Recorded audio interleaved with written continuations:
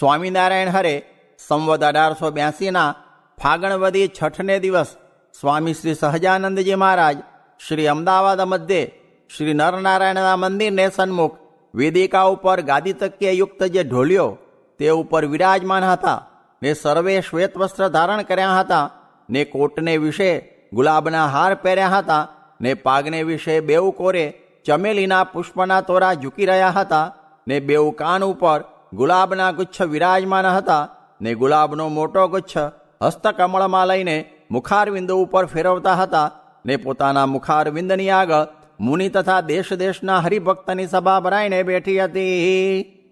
પછી સંધ્યા આરતી થઈ રહી તે કેળે કુબેરસિંહે શ્રીજી મહારાજ પ્રત્યે પ્રશ્ન પૂછ્યો છે, હે મહારાજ, જે પુરુષને ભગવાનનો નિશ્ચય પોતાના હૃદયમાં યથાર્થ થયો હોય તે નિશ્ચય ક્યારેય ન ડગે તે ઉપાય કહો. પછી શ્રીજી મહારાજ બોલ્યા છે, આ વાત તો સૌને સાંભળવા યોગ્ય છે, તે માટે સર્વે સાવધાન થઈને સાંભળો છે. પ્રત્યક્ષ એવા જે ભગવાન તેનું આવી રીતે મહાત્મ્ય જાણે તો નિશ્ચય ડગે નહીં તે મહાત્મ્ય કહીએ છીએ. જે આ સત્સંગને વિશે જે ભગવાન વિરાજે છે તે જ ભગવાનમાંથી સર્વે અવતાર થયા છે ને પોતે તો અવતારી છે ને એ જ સર્વેના અંતર્યામી છે ને એ જ અક્ષરધામને વિશે તેજોમય છે ને સદા સાકાર રૂપ છે ને અનંત ઐશ્વર્યયુક્ત છે ને એ જ અનંત બ્રહ્માંડના રાજાધિરાજ છે ને અક્ષર બ્રહ્મના પણ કારણ છે. તે ભગવાન જ્યારે પ્રગટ થઈને ઋષભદેવની ક્રિયાને ગ્રહણ કરે ત્યારે જાણીએ જે ઋષભદેવ છે અને જ્યારે રામાવતારનું ચરિત્ર કરે ત્યારે જાણીએ જે રામચંદ્રજી છે ને જ્યારે શ્રીકૃષ્ણની લીલા આચરે ત્યારે જાણીએ જે શ્રીકૃષ્ણ છે. એ જ પ્રકારે જે અવતારની ક્રિયા જાણ્યામાં આવે ત્યારે એમ સમજવું જે મોરે ભગવાનના જેટલા અવતાર થયા છે તે સર્વે આમાંથી થયા છે ને એ જ ભગવાન સર્વ અવતારના કારણ છે. એમ સમજે તો તેનો નિશ્ચય ડગે નહીં ને એમ ન સમજે તો કંઈક ડગમગાટ થાય ખરો, એનો એ ઉત્તર છે. ને તે જ શ્રીકૃષ્ણ ભગવાન પોતે શ્રી નરનારાયણ રૂપે થઈને ધર્મ અને ભક્તિ થકી પ્રગટ થયા છે. તે માટે આ શ્રી નરનારાયણને અમે અમારું રૂપ જાણીને અતિ આગ્રહ કરીને સર્વેથી પ્રથમ આ શ્રીનગરને વિશે પધરાવ્યા છે. માટે આ શ્રી નરનારાયણને વિશે ને અમારે વિશે લગારે પણ ભેદ સમજવો નહીં ને બ્રહ્મધામના નિવાસી પણ એ જ છે. એવી રીતના શ્રીજી મહારાજના વચન સાંભળીને વળી કુબેરસિંહે પૂછ્યું છે, હે મહારાજ, તે બ્રહ્મપુર કેવું છે તેનું રૂપ કહો ને તેને વિશે જે ભગવાનના ભક્ત છે તેનું રૂપ કહો. પછી શ્રીજી મહારાજ બોલ્યા છે, અક્ષર રૂપ જે બ્રહ્મ છે તે જ શ્રી પુરુષોત્તમ નારાયણને રહેવા સારું ધામરૂપ થયું છે ને સર્વ અક્ષર બ્રહ્મ થકી ભગવાનના ધામરૂપ જે અક્ષર બ્રહ્મ તે અનાદિ છે ને તે બ્રહ્મધામને વિશે બહુ પ્રકારના મોહોલ છે. તે મોહોલુને વિશે બહુ પ્રકારના ગોક છે ને બહુ પ્રકારના ઝરૂખા છે ને બહુ પ્રકારની તેની અગાસિયું છે ને તેને વિશે બહુ ચિત્ર વિચિત્રપણું છે ને બહુ પ્રકારના ફુવારા છે ને બહુ પ્રકારના બાગ બગીચા છે ને તેમાં ફૂલ પણ અનંત જાતના છે ને તેજોમય છે ને અનંત છે ને એને કોઈ ધામની ઉપમા ન દેવાય તેવું છે. અને ગોલોક પણ એને કહીએ છીએ ને અનંત અન્ય ધામની વિભૂતિઓ તે થકી અસંખ્ય કોટી જાતની શોભાનું અધિકપણું છે ને અપાર છે. ત્યાં દૃષ્ટાંત છે, જેમ આકાશ અપાર છે તેની ચારે કોરે જોઈએ તે કોઈ દિશામાં અંત આવતો નથી, તેમ એ ભગવાનના ધામનો હેઠે ઉપર ને ચારે કોરે અંત નથી. કેમ જે એ અપાર છે, તેને જો પાર લેવા માંડે તો પાર આવે નહીં. એવું મોટું બ્રહ્મપુર છે. તે બ્રહ્મપુરને વિશે જે પદાર્થ છે તે સર્વે દિવ્ય ચૈતન્યમય છે ને તે ધામને વિશે અસંખ્ય પાર્ષદ રહ્યા છે. તે કેવા છે તો દિવ્ય આકાર સહિત ને તેજોમય છે ને સર્વભૂત પ્રાણી માત્રના અંતર્યામી છે. તે સર્વે ભગવાનની સેવામાં નિરંતર તત્પર રહ્યા છે ને તે જ ધામના જે પતિ અને અક્ષરાદિક મુક્તના સ્વામી ને પરબ્રહ્મ પુરુષોત્તમ જે છે તે જ આ સત્સંગને વિશે વિરાજમાન છે. આવો જેને નિશ્ચય છે તે જ બ્રહ્મધામને પામે છે. ઇતિ વચનામૃતમ. એવી રીતે અમદાવાદ પ્રકરણનું વધારાનું 6ઠું વચનામૃત જે તે થયું. આજ તો મહારાજ કહે સૌને ભીડામાં લેવા છે ને સૌને એકાંતિ કરવા છે ને વાસના હશે તો સૂર્યના લોકમાં થઈને બાળીને લઈ જાશું. સ્વામિનારાયણ હરે સ્વામીએ વાત કરી જે ઉપાસના દ્રઢ હોય ને ધન સ્ત્રીમાં લેવાઈ જાય તે અલ્પ દોષ કહેવાય. ત્યારે હરિશંકરભાઈએ પૂછ્યું છે લોકમાં તો જે ન લેવાતો હોય તેનું સારું દેખાય. ત્યારે સ્વામી બોલ્યા છે લોકનું શું કામ છે, મૂળ તપાસો ને. સ્વામિનારાયણ હરે સ્વામીએ વાત કરી છે મોટાનું સેવન 1 વર્ષ કર્યું હોય તો પણ તેની મોટા ખબર લીએ છે. જેમ આરુણી ઉપમન્યુ કૂવામાં પડી ગયા હતા ત્યારે તેના ગુરુ ખોળતા ખોળતા ત્યાં ગયા તેમ. સ્વામિનારાયણ હરે સ્વામીએ વાત કરી છે ભગવાનને રોટલા દેવા હશે તો આકાશમાંથી દેશે, નહીં દેવા હોય તો ઘરમાંથી પણ બળી જશે. સ્વામિનારાયણ હરે સ્વામીએ વાત કરી છે નામી વિના નામથી કામ સરતું નથી. નામ તે ફૂલ છે ને નામી તે ફળ છે.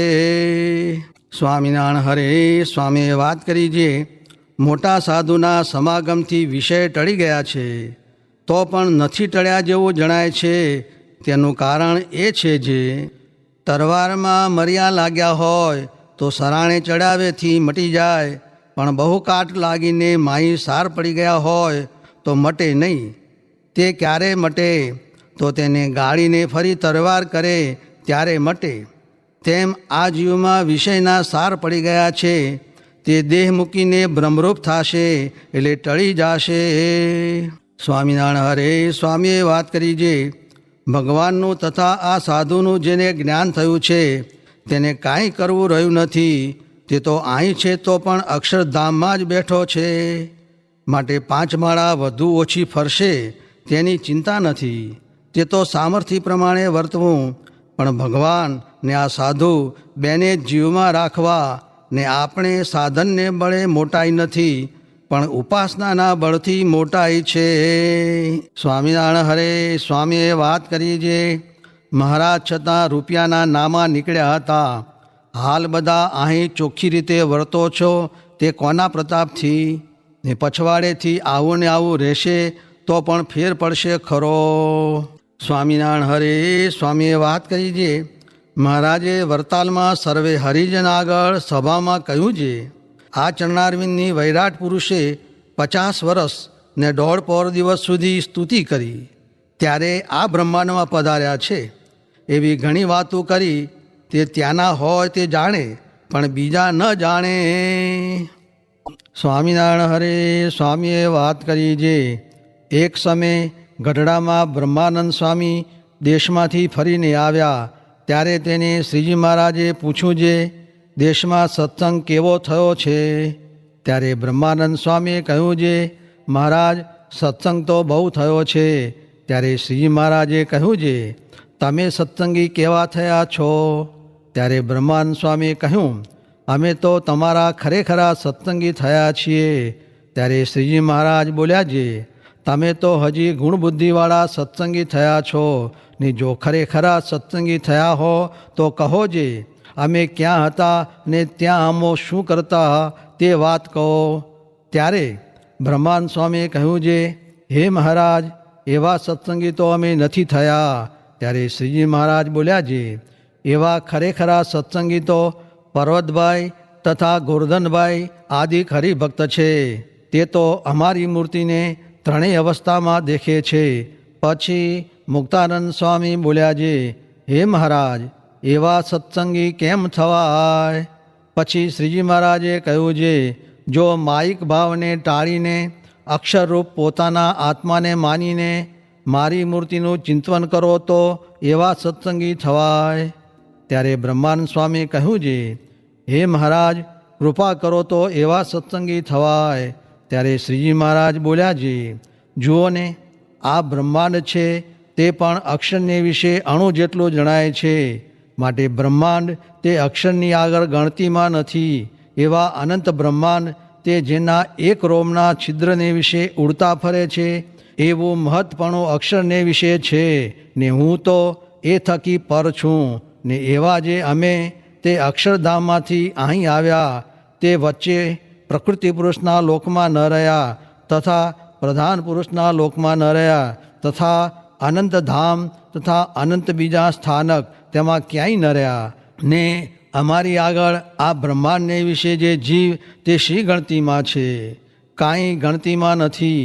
એવા જે અમે તે કૃપા કરીને તમારી ભેગા આવીને રહ્યા છીએ ને તમારી આગળ વાત કરીએ છીએ ને ભાઈ બંધાઈ કરીએ છીએ તથા નિત્ય દર્શન દઈએ છીએ તથા જમાડીએ છીએ તથા નામ લઈને બોલાવીએ છીએ ઇત્યાદિક અનેક પ્રકારે કરીને તમારી સાથે પ્રીતિ કરીએ છીએ તથા ઓળખાણ કરીએ છીએ ને વળી કાંઈ આડું અવળું કરતા હશો તેનું પણ સંબંધીની પેઠે સહન કરતા હશું તો પણ કહો છો જે કૃપા કરો, પણ હવે તે કેટલી કૃપા કરીએ?